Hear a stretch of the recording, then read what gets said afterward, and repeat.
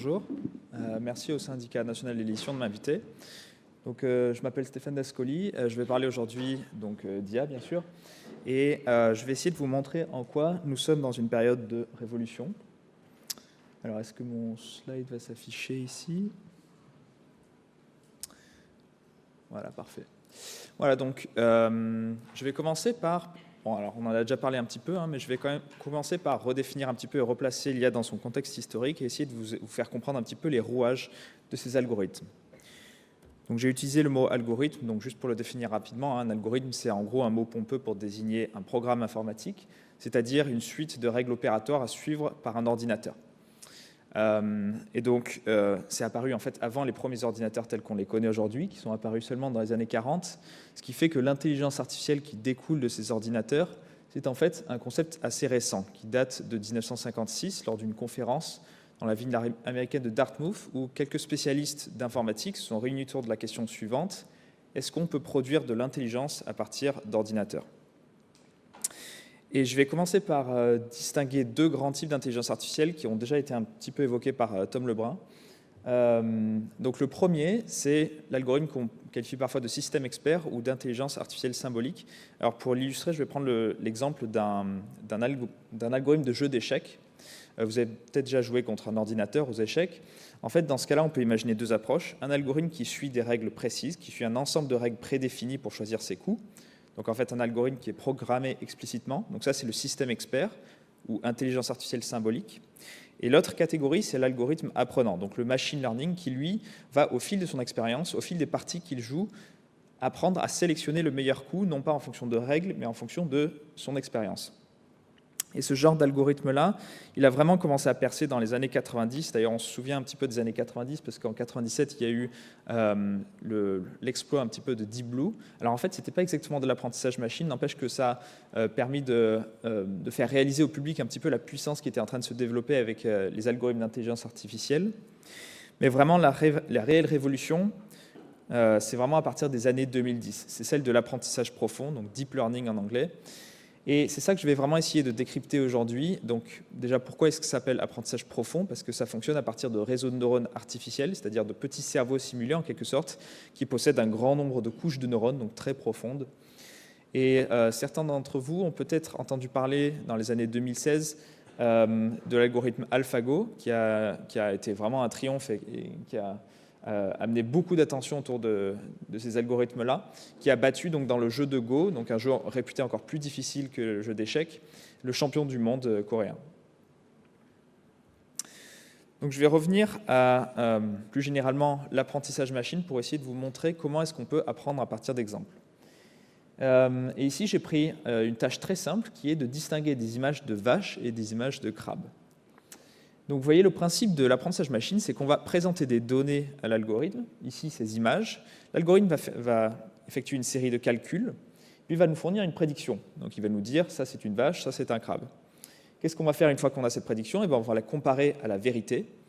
Et si l'algorithme s'est trompé, on va lui donner un signal d'erreur. Ce signal d'erreur va être rétropropagé dans l'algorithme à l'aide d'une formule mathématique qui va lui permettre d'ajuster ses paramètres internes pour rectifier sa réponse. Vous voyez, c'est très simple.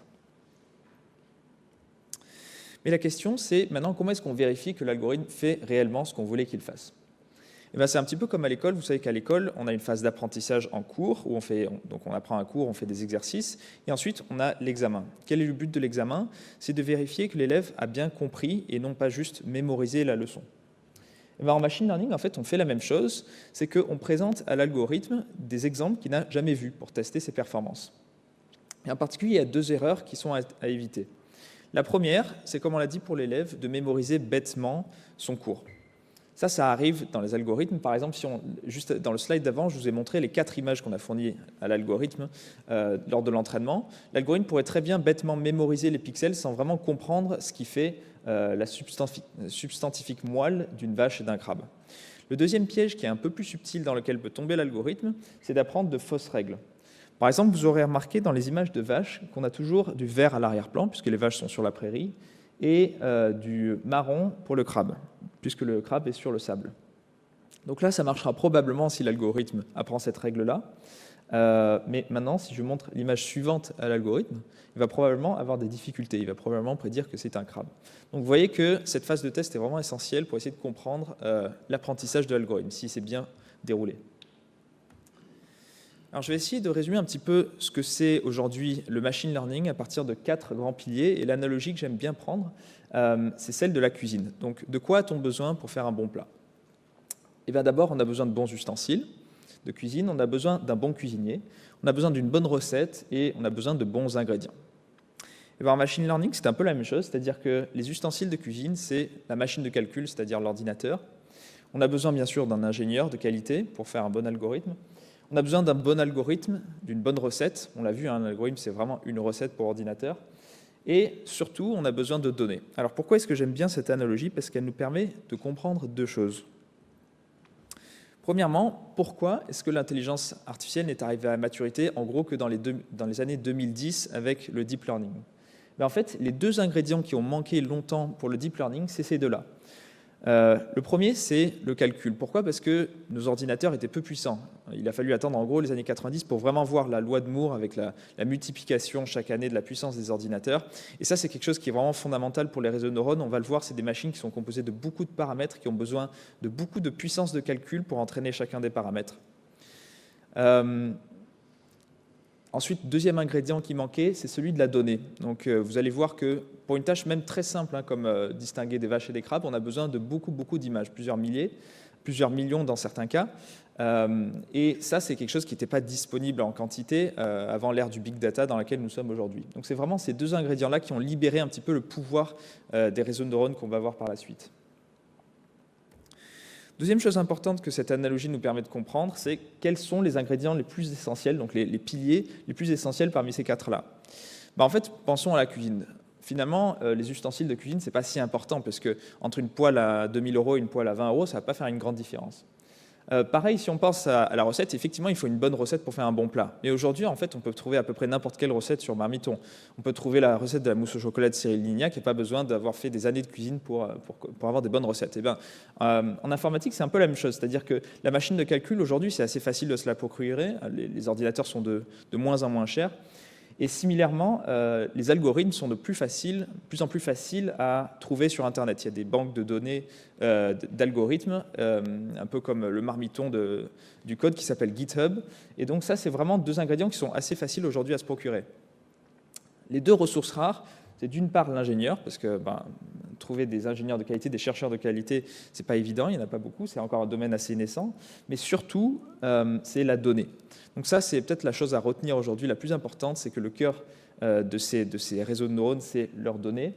Et c'est un petit peu ça, c'est pour ça qu'on appelle ça parfois l'or noir du XXIe siècle, c'est pour ça que ça favorise bien sûr les situations de monopole dans les géants du numérique, c'est qu'il y a une situation un petit peu de cercle vicieux, c'est-à-dire les géants du numérique ont beaucoup d'utilisateurs qui leur fournissent beaucoup de données, qui leur permet d'avoir des algorithmes plus puissants et donc d'attirer plus d'utilisateurs, etc. On est un petit peu bloqué dans notre utilisation des outils des géants du numérique. Alors maintenant, je vais parler plus spécifiquement du deep learning pour essayer de vous faire comprendre ce que c'est et vous montrer quelques applications. Alors, avant de parler des réseaux de neurones, on va parler donc de leur brique de base qui est le neurone artificiel. Alors, à quoi ça ressemble? Ça ressemble un peu à cette illustration que j'ai mise à droite. Donc, j'ai pris un exemple très concret de tâches sur lesquelles un neurone peut apprendre. C'est celui de la reconnaissance de grains de beauté en dermatologie. Souvent, en dermatologie, on recommande la règle ABCDE pour déterminer si un grain de beauté est malin ou bénin. Et les règles ABCDE, c'est la symétrie du grain de beauté, l'aspect de ses bords, sa couleur, son diamètre et son évolution. Et le principe d'un neurone, ça va être d'apprendre un coefficient pour chacune de ces caractéristiques qui traduit son influence. Par exemple, ici, il a déterminé un coefficient 1,8 pour l'évolution, qui est plus gros, par exemple, que le coefficient du diamètre. En fait, c'est donc l'évolution de la taille du grain de beauté est beaucoup plus importante en ce qui concerne son risque que son diamètre. Et donc voilà, ça fonctionne de manière très simple, c'est-à-dire qu'un neurone, simplement, ce que ça fait une somme pondérée de ce qu'on lui donne en entrée pour fournir une prédiction. Et le gros avantage de cet algorithme, c'est qu'il est très facile à interpréter. C'est-à-dire qu'une fois qu'on a appris, on peut lire de manière très transparente ce qu'il a appris. Vous voyez, c'est simplement ces 5 coefficients, et par exemple, ça nous permet, si l'algorithme est bon, de savoir que l'évolution, c'est le critère le plus important en ce qui concerne un grain de beauté. Donc, c'est un algorithme facile à interpréter, mais quelle est sa limite? C'est que c'est un algorithme peu puissant. C'est-à-dire que typiquement, il va être moins bon qu'un spécialiste qui, lui, va regarder directement le grain de beauté. Il ne va pas réduire ce grain de beauté à 5 caractéristiques qui peut-être perdent de l'information. Ici, on est obligé de réduire le grain de beauté à des caractéristiques très simples. Alors, comment est-ce qu'on peut faire mieux? Le principe des réseaux de neurones, c'est de combiner la force de plusieurs neurones et de les empiler sous forme de couches. Pourquoi sous forme de couches successives? L'idée, ça va être en fait que couche par couche. Donc, première grosse différence, ici, vous voyez qu'on fournit non pas 5 caractéristiques à l'algorithme, mais on lui fournit en fait l'image du grain de beauté, ce qui est beaucoup plus complexe parce que c'est plusieurs millions de pixels, et pour l'ordinateur, c'est une série de 0 et de 1 vraiment incompréhensible. Le principe du réseau de neurones artificiels, c'est que couche par couche, il va affiner sa représentation de cette image. C'est-à-dire peut-être les premières couches vont extraire des caractéristiques très basiques, comme par exemple les bords du grain de beauté. Puis ensuite, les couches suivantes vont s'intéresser à des caractéristiques un peu plus subtiles, comme la texture, etc. Et puis, couche par couche, on va avoir des caractéristiques de plus en plus pertinentes, de plus en plus riches de ce grain de beauté, qui vont permettre à la dernière couche de prendre une décision éclairée. Et donc, vous voyez, le gros avantage ici, c'est qu'on n'a pas besoin de choisir nous-mêmes les caractéristiques du grain de beauté. On n'a pas besoin de réduire le grain de beauté à ses caractéristiques A, B, C, D, E. Le défaut de cette approche ici, c'est que les caractéristiques qui sont apprises automatiquement sont beaucoup moins interprétables. C'est-à-dire que lors de la dernière couche, l'algorithme va disposer d'une série de nombres qui va être totalement illisible pour nous. On ne va pas savoir ce que l'algorithme a extrait. Et c'est ça le gros problème, on va y revenir, des réseaux de neurones, c'est pour ça qu'on les qualifie de boîtes noires, c'est qu'ils fonctionnent très bien, mais on comprend très mal pourquoi. Alors, je vais montrer quelques prouesses récentes de ces algorithmes dans 3 domaines qui touchent un petit peu à l'édition. Donc, je ne vais pas parler ici des algorithmes de jeu qui sont peut-être les plus célèbres, AlphaGo, etc. Ici, je vais parler de 3 domaines. Premièrement, le domaine de l'image. Donc, qu'est-ce que ça permet de faire, ces réseaux de neurones artificiels? On le voit avec nos smartphones, qui sont capables aujourd'hui de nous reconnaître. Ça permet de faire de la reconnaissance d'image, de la reconnaissance faciale, de la détection d'objets qui est cruciale pour les voitures autonomes, etc.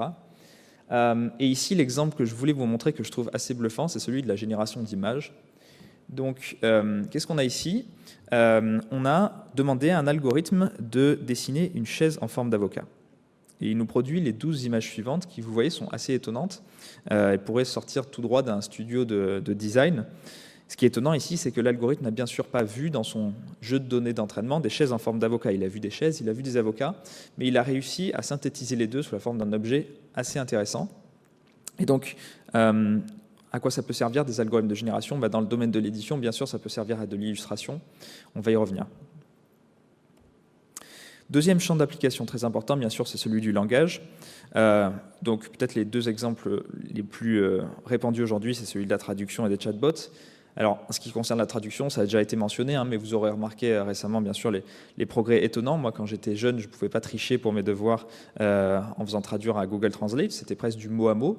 Maintenant, avec DeepL et des algorithmes de la sorte, on arrive à faire des choses vraiment assez bluffantes.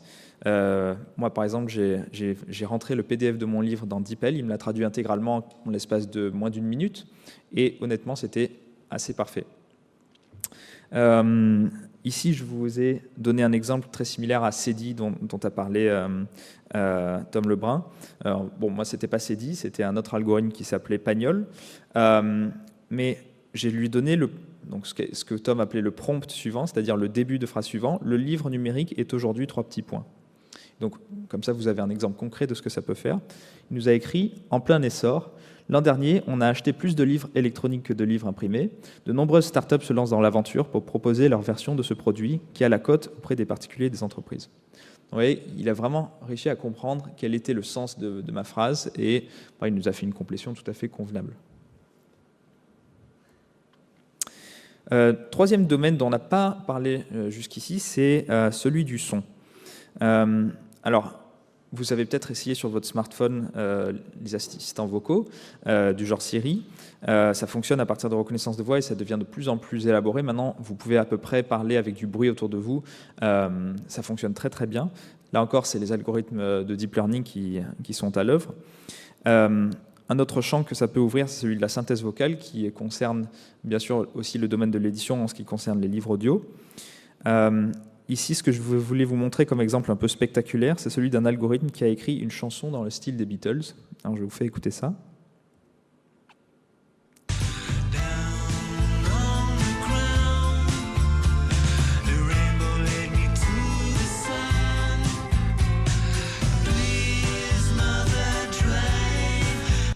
Voilà, pour ceux qui sont fans des Beatles, vous reconnaîtrez quand même un peu le style et le langage harmonique, c'est assez étonnant. Bien sûr, ce n'est pas les voix des Beatles, mais ça donne une idée de ce qu'on peut faire.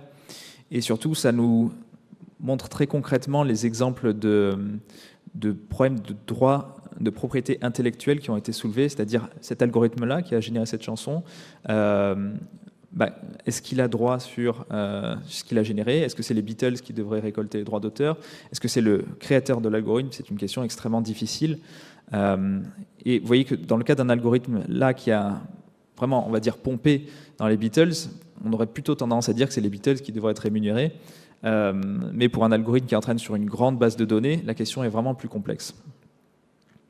Alors justement, je voulais en venir à une partie un peu plus... une chose aussi que je peux peut-être mentionner là sur ces trois domaines-là, c'est qu'on a mentionné trois applications qui ont trait au métier de l'édition. Donc on a parlé de l'illustration, on a parlé de la traduction et de la synthèse vocale, donc qui concernent les métiers d'illustrateur, traducteur et de narrateur. Et donc voilà, c'est vraiment une question fondamentale, c'est comment est-ce qu'on va utiliser ces algorithmes pour assister ces métiers et non les remplacer. Donc j'en viens donc aux limites de l'intelligence artificielle et quels sont les enjeux actuels, quels sont les dangers de ces algorithmes. Alors voilà, je voulais commencer par parler un petit peu des talons d'Achille de ces algorithmes. On a déjà brièvement mentionné les problèmes d'interprétabilité, le fait que ces réseaux de neurones fonctionnent un petit peu comme des boîtes noires qu'il est difficile d'interpréter. Ça pose problème parce que ces algorithmes sont amenés à prendre de plus en plus de responsabilités. Si on pense par exemple aux voitures autonomes, si une voiture autonome provoque un crash et qu'on ne peut pas savoir qu'est-ce qui a causé ce crash, on aura du mal à lui faire confiance à l'avenir. C'est un petit peu comme si votre docteur se trompait rarement sur les pronostics, mais était incapable de vous expliquer ce qui les mène à ses intuitions. On aurait du mal à lui faire confiance. Et ça, c'est vraiment un problème de fond qui doit être résolu avant qu'on puisse vraiment adopter ces technologies sans supervision humaine. Donc j'en reviens à ce que disait Tom, on a besoin toujours d'un humain dans la boucle. D'autant plus qu'un corollaire de ce manque d'interprétabilité, c'est également un manque de fiabilité. Ici, je vous ai montré un exemple assez amusant qui a été mis en exergue par une équipe de recherche il y a quelques années. Je vous ai montré deux images de pandas qui se ressemblent comme deux gouttes d'eau.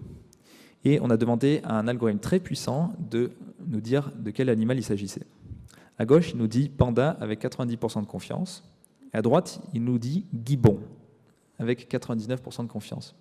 Qu'est-ce qui s'est passé? Eh bien, en réalité, ce qu'on a fait, c'est qu'entre les deux images, on a modifié quelques pixels de manière complètement invisible à l'œil nu, mais suffisamment rusée pour induire l'algorithme en erreur. Et vous voyez que pour qu'un algorithme puisse faire des erreurs aussi graves, c'est vraiment qu'il a une représentation très différente des images de la nôtre, qui pose réellement problème en ce qui concerne sa robustesse.